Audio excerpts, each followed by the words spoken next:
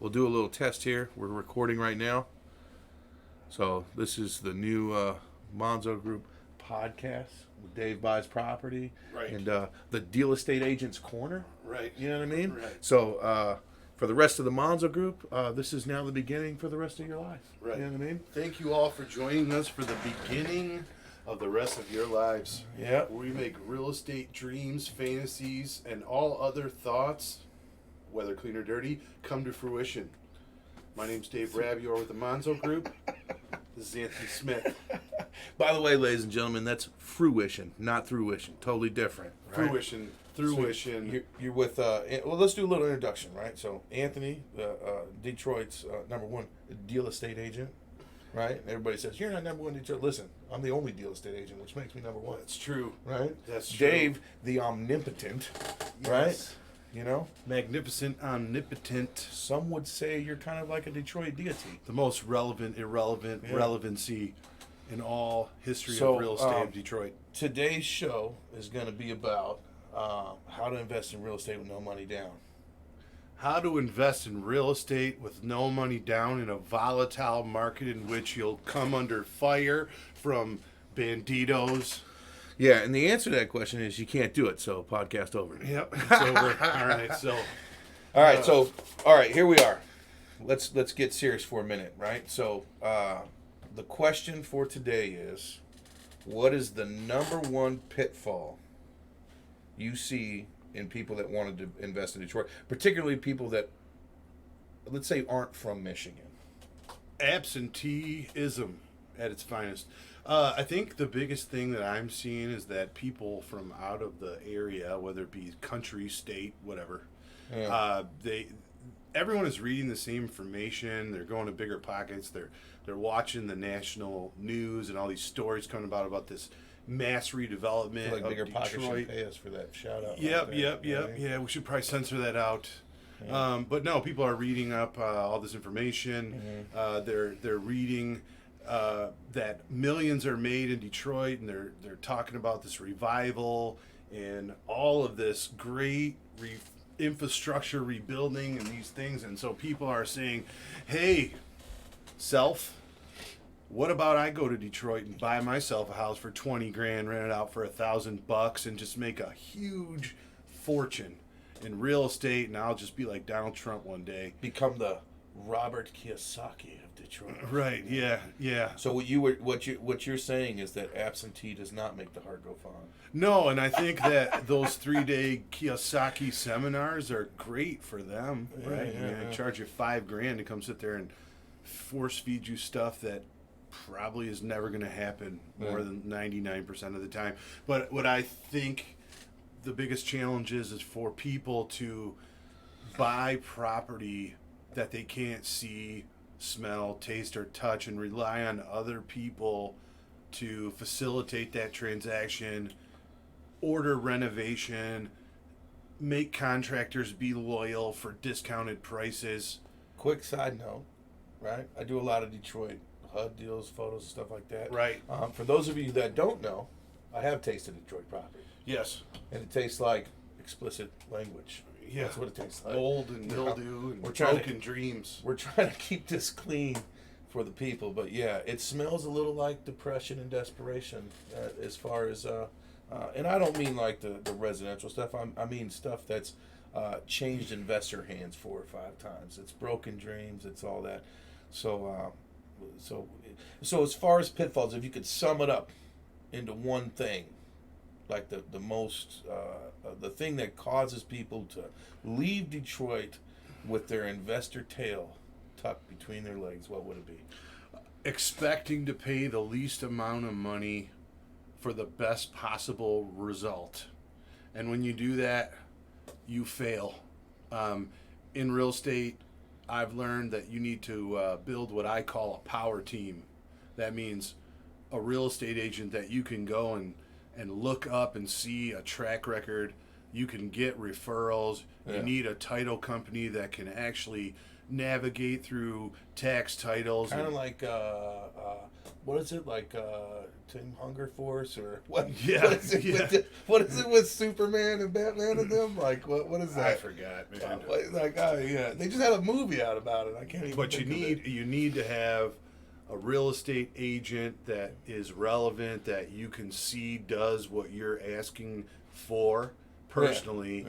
You need to have a title company that can facilitate a transaction on a deed that's going to be That's filthy as a super. Friday night strip club bathroom, as That's they say. super important. That's super important. You need Not to all have- title companies are equal in that respect. Yeah, you gotta know? have.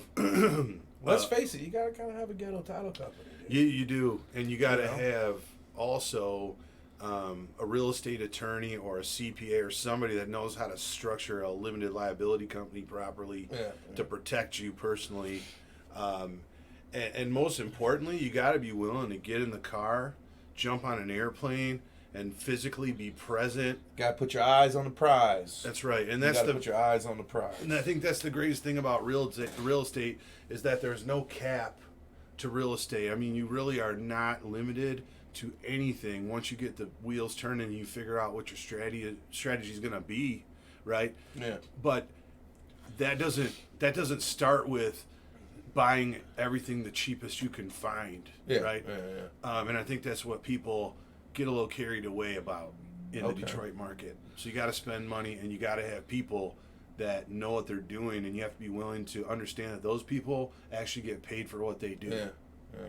Well, that ties it. That's a great. You know what? We're already gelling here because you're segueing straight into my deal here. So if I could sum up the pitfalls in investing in Detroit in one word, it would be dun dun dun, dun greed. Greed, yeah. Greed, and the greed goes both ways. And here's I'll give you both ways, right? So the first greed is, listen, ladies and gentlemen, I don't know if you know this, but 10% is a phenomenal ROI. Yeah. Cap Especially rate, ROI, whatever lingo you want to use. net. Outside of Michigan and some other lower economic areas, Rust Belt areas, or wherever in the country that you invest in, right? 10% is. I mean, listen. 2008 happened. 2009, 2010. I mean, we got it while it was there. But now we're back to the real world, right? Yep, yep. And don't get me wrong, there's a lot more deals, still a lot higher frequency of finding these deals in Detroit, right? But the reality is you can't keep snubbing your nose at 10%, No. 12%, 15%. No. You know what I mean? So, we still got, and that's the problem, right? So you got these guys that ties into what you're saying, right? They're trying to buy something at below 30 grand. Mm-hmm. They're trying to put 10 into it. First off, you buy something below 30 grand, if you only put 10 into it, you're a slumlord. Yeah. You know what I mean? Let's just get that out there right there into Radio Land, right? Like, you're a slumlord if you put 10 in on a 30 grand house. Is it possible? Maybe. If you find some guy that just has the headaches he's rehabbed, right? So that's the one side of the greed, is the greedy investor, right? Yeah. The guy that tries to go for the 7 every single roll. Right. Right? Right. So the other side of it, and here's my advice to people, is this is hard to say because, I mean, my boss is a suit wearing guy, right? Suspenders. Suspenders even. He's like, that's like a professional suit. That's right. You know, as opposed to just like the suit. That's right. Okay? So, but my advice to people is don't trust the suits. No. Because here's the deal. Anybody that wears a suit all day is not familiar with the streets of Detroit. No. It's just like When the you music go down business. to any, and I'm not even talking about Detroit, just the way the lower end of the economy works, suits don't build trust in those neighborhoods. No. You Right? got to be a man of the people. So you're not going to know, like Gandhi said, you got to speak a language that people understand, right? That's but right. we're going to try to keep cussing out of this podcast. for That's a while. right. But here's the thing, right? Like, when you come from another country, another state, and you see these guys that are always crisp in their suits, and the tie's always straight and things like that, they don't go down to Detroit, dude. No. They're not Detroit agents. They're going to try to lowball you on everything. Anybody that, like, let's say, for instance, here's how you test out if these guys are proper, right? Mm-hmm. Most people, in order to get a sale, are going to agree with everything you say. That's right. That is the wrong person for you to try to get to invest your money, right? You're going to need a person that when you say, hey, there's this house for 80 grand, I want to offer 20. Guess what, dude? I'm not doing that for you. No. I'm not doing that for you. It's silly. You're ruining my reputation. I'm going to get laughed at. People aren't going to want to do deals with me. No, you never want to really trust a guy that the last time he was in Detroit was when he was waiting on AAA to change his tire. Ba-bam. You know what I mean? And first off, I wouldn't trust a guy that uses AAA, you know? That's right. Use your insurance as roadside assistance, buddy. Exactly. You know what I mean? Or just It's get out of the car. It's not and change 1995. the I don't need damn to. tire. I don't need to get AAA so I can save 5% on my Radisson night stay. No. You know. No. So first off, if you find someone with a AAA card who's under 80 years old, untrustworthy. That's right. Untrustworthy. That's what my dad said. But you know, he died at 56. So I don't know if that's like relevant or not. And you also have to think about what we say as a 10% return on your investment is what you'd call a realistic 10%. Yeah. Because it's a for sure, almost a for sure. I would never guarantee anything, but I'm saying it's almost a for sure 10%. Yeah, and you can take, and I see wholesalers send me and Anthony and Eric Monzo. I said there's no explicit language, so you just used a bad word. Right, exactly. We're gonna bleep out wholesaler. But every day, you know. every godforsaken day of my life, I receive an email from someone who is a blankety blank, and they say, "Hey, I got this house, and the ARV is 150 grand, and I'm gonna sell it for you for the low price of 60, and it only needs $17,000 in renovation." But wait, no showings to accepted offer because it's got that $400 tenant in there. That's exactly right. You know? And when you go and you contact that guy, you find out that he's shopping you a deal that he stole from a guy who stole it from a guy. No one knows who owns the property. No one knows if it can even be rented. And in fact, it might even be occupied by an owner that no one even ever ran this by. Yeah. Which has happened. I've had people try to wholesale me deals off the MLS listed with agents that were under contract with other people. Well, yeah. Well, we're gonna have many more podcasts with some of those stories, right? Yes. But so to sum it up, I would say that my deal, my major pitfall, again, like I said, is greed on both sides, the agent side and the unrealistic investor side, right? And your let's say your summary of the biggest pitfall was. What was it again? I'm sitting here drinking a Sprite. You need to be realistic about the numbers. Correct. So mine is greed, and yours is fantasy. Yes, right. Right. So greed and fantasy. Most days I like both of those things together, almost in that order. Right. You know what I mean? But unfortunately, that summarizes a strip club. Exactly. You know, not a strip club.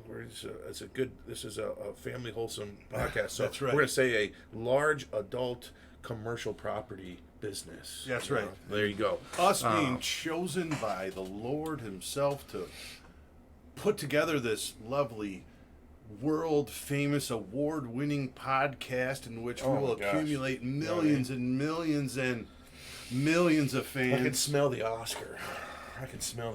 Yes. So, but let's break down before we end this what reality is in this pitfall is when you structure your figures on a rental property. You got to look at what you buy it for, what the monthly rent is going to be, what the insurance is, what the taxes will be after you buy it, and the adjustment is made by the assessment and it goes up. You have to figure in maintenance costs. Yeah. You have to figure in 1 month vacancy per year divided by 12 months. Yeah. And at that number, when you see that 10%, now you're looking at a real 10%. Solid 10%. I can pretty much guarantee if my house doesn't burn down or it doesn't get turned into, some kind of a drug distribution center. Yeah. Somewhat of a hostile for entrepreneurs. Exactly. You know? Yeah, the hostile for the hostile. Kind of like the building in New Jack City. You know what I mean? So if that happens, yeah, maybe you're not going to get there. But, with every great risk comes a great reward, and every now and then you take an L, but in the scheme of long term, and you're looking and you're balancing your profits and your losses, and you got a nice budget, and you understand what you're doing, and you have a nice strategy put together, you truly can make money and avoid the pitfalls. Yeah, and so with that, we're going to close this up here from New Jack City to Comeback City, right? So we appreciate you guys' time. We don't want to give it all to you at once. Dave and Anthony in small doses is usually what the doctor recommends. And remember, the old You know? English D in Detroit really stands for Detroit Tigers. Deal Estate. Deal Estate. That's right. All right, ladies and gentlemen. What is it? Good night, Detroit.